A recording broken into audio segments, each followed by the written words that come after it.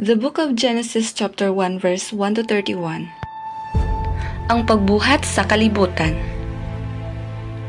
Sa sinugdan gibuhat sa Dios ang mga langit ug ang yuta. Ug ang yuta awaaw ug walay sulod. Ug ang kangitngit diha sa ibabaw sa nawong sa kahiladman. Ug ang espiritu sa Dios naglihok sa ibabaw sa nawong sa mga tubig. Ug miingon ang Dios, mahimo ang kahayag ug dina ang kahayag. Ug nakita sa Dios ang kahayag nga kini maayo. Ug gilain sa Dios ang kahayag gikan sa kangitngit. Ug gihinganlan sa Dios ang kahayag nga adlaw, ug ang kangitngit gingan na niya nga gabi. Ug dihay kahaponon ug dihay kabuntagon usa ka adlaw. Ug miingon ang Dios, mahimo ang usa ka hawan sa taliwala sa mga tubig ug pagabahinon niini ang mga tubig gikan sa mga tubig. Ug gibuhat sa Dios ang hawan ug gilain ang mga tubig nga diha sa ilalom sa hawan gikan sa mga tubig nga diha sa ibabaw sa hawan. Ug nahimo kini ug ginganlan sa Dios ang hawan nga langit ug dihay kahaponon ug dihay kabuntagon adlaw nga ikaduha. Ug mingon ang Dios, matingob ang mga tubig nga naa sa ilalom sa mga langit ngadto sa usa ka dapit ug tumuhang yuta nga mamala. Ug nahimo kini ug ang mamala nga dapit ginganlan sa Dios nga yuta ug ang katilingban sa mga tubig iyang ginganlan nga dagat ug nakita sa Dios nga kini maayo. Ug miingon ang Dios, magpaturok ang yuta ug balili, talamnon nga magahatag og binhi ug himunga nga mga kahoy nga magahatag og bunga ingon sa ilang matang. Diin anaa kaniyang iyang binhi sa ibabaw sa yuta ug nahimo kini.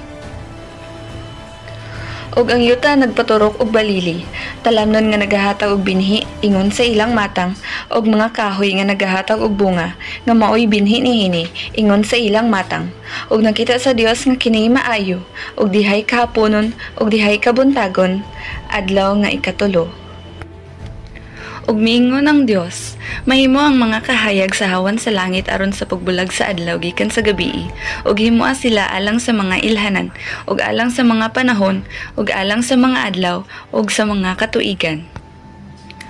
Ug himoa sila nga mga kahayag sa hawan sa langit aron sa paghatag og kahayag sa ibabaw sa yuta. Ug nahimo kini, ug gibuhat sa Dios ang duha ka dagkong mga kahayag, ang labing dakong kahayag sa paghari sa adlaw, ug ang labing diyutay nga kahayag sa paghari sa gabii. Gibuhat usab niya ang mga bituon. Ug gibutang sila sa Dios sa hawan sa langit aron magaiwag sa ibabaw sa yuta ug aron sa paghari sa adlaw ug sa gabii ug aron sa pagbulag sa kahayag gikan sa kangitngit ug nakita sa Dios nga kini maayo. Ug dihay kahaponon ug dihay kabuntagon adlaw nga ikaupat. Ug miingon ang Dios, dumagsang sa mga tubig ang duot sa mga binuhat nga buhi ug manglupad ang mga langgam sa ibabaw sa yuta diha sa hawan sa langit. Ug gibuhat sa Dios ang dagkong mga mananap ug ang tanang mga binuhat nga buhi nga nagalihok nga mitunghas sa mga tubig ingon sa ilang matang ug ang tagsa-tagsa ka langgam nga pak-an ingon sa iyang matang ug nakita sa Dios nga kini maayo. Ug ipanalanginan sila sa Dios nga nagaingon, sumanay ug dumaghan kamo ug puno ninyo ang mga tubig sa mga dagat ug pagadaghanon ang mga langgam sa yuta ug dihay kahaponon ug dihay kabuntagon adlaw nga ikalima. Ug miingon ang Dios, magpatubo ang yuta og mga binuhat nga buhi ingon sa ilang matang, mga kahayupan, mga butang nga nagakamang sa yuta, ug mga mananap sa yuta ingon sa ilang matang, ug nahimo kini. Ug gibuhat sa Dios ang mga mananap sa yuta ingon sa ilang matang, ug ang kahayupan ingon sa ilang matang, ug nga tanan nga mga nanap nga nagakamang sa ibabaw sa yuta ingon sa ilang matang, ug nakita sa Dios nga kini maayo. Ug miingon ang Dios, buhaton nato ang tawo sumala sa atong dagway, ingon sa kasama nato, ug magabuot sila sa mga isda sa dagat, ug sa mga langgam sa kalangitan, ug sa mga kahayupan, ug sa tibuok nga yuta, ug sa tanan nga nagakamang sa ibabaw sa yuta. Ug gibuhat sa Dios ang tawo sa iyang kaugalingong dagway. Sa dagway sa Dios gibuhat niya sila, lalaki ug babayi iyang gibuhat sila. Ug ipanalanginan sila sa Dios, ug miingon ang Dios kanila, sumanay ug dumaghan kamo, ug puno ninyo ang yuta ug magagahom kamo niini, ug magabaton kamo sa pagbulutan sa ibabaw sa mga isda sa dagat, ug sa mga langgam sa kalangitan, ug ibabaw sa tanan nga mga binuhat nga buhi nga nagalihok sa ibabaw sa yuta.